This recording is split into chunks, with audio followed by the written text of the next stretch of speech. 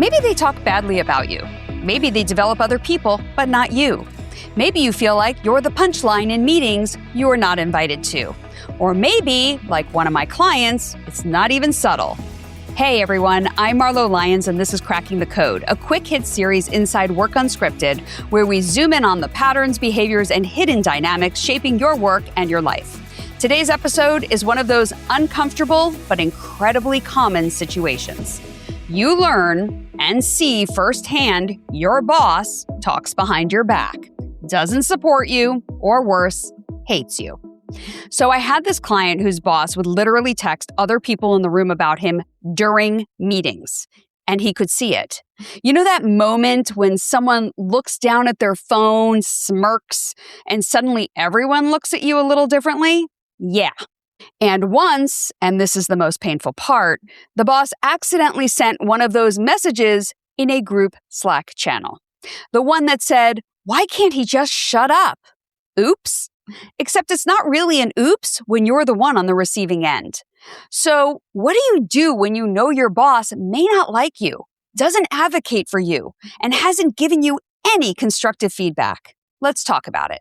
Because this situation can absolutely destroy your confidence if you let it. So why do bosses do this? Are they just all jerks? Well, it's possible, but there's another reason. When a boss behaves this way, it often has very little to do with your actual performance. Poor leaders avoid hard conversations. Instead of giving feedback, they triangulate, they vent, they complain to everyone except the person who could actually address the issue, you. It's immature leadership, but knowing that doesn't automatically make it easier to live through. What it does mean is this: you cannot rely on this person to manage your career. And that realization is actually powerful because now you know you need to manage it yourself. Here are my 5 tips for managing your boss, your career, and your brand in the company. Tip number 1. Ask directly for feedback. If your boss has not given you constructive feedback, create the opportunity. Not emotionally, not defensively, professionally.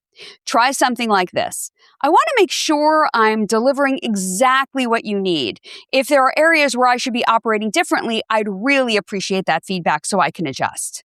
2 things happen here. First, you signal maturity. Second, you document the date, time, and the specific task that you made, and this matters if there's a negative narrative about you and it starts circulating. Tip number 2, build visibility beyond your boss. One of the biggest career mistakes people make is believing their boss is the only audience that matters. They're not. Your reputation should extend across the organization. So start asking, who else benefits from my work? Who else should understand what I'm doing? And how do I make that visible to other influential leaders?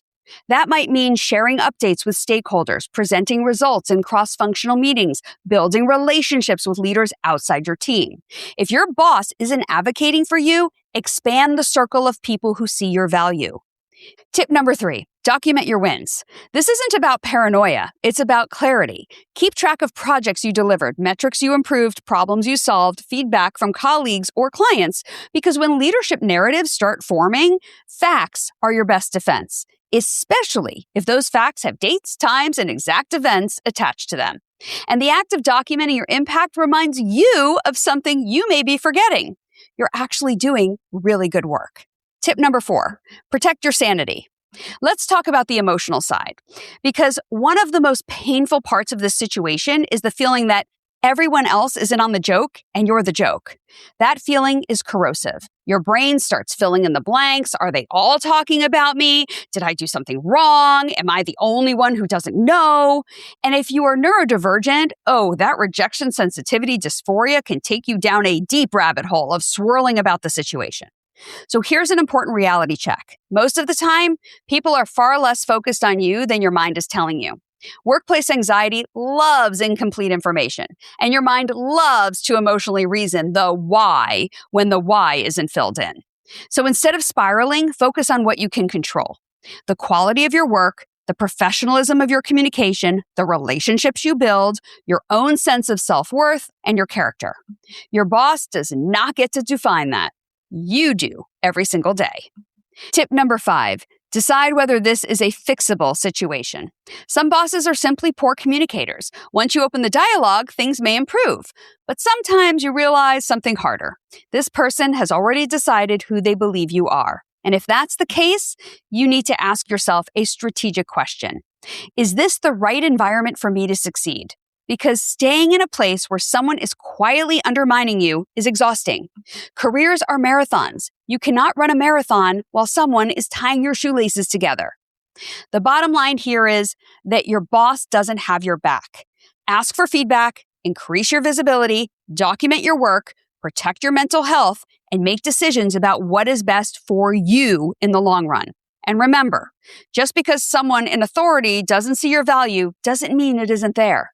I can't tell you how many times I had to sit in on terminations where the leader terminated an employee and that employee found a better job and advanced their career somewhere else. Just because you're not someone's cup of tea, you can be someone else's latte.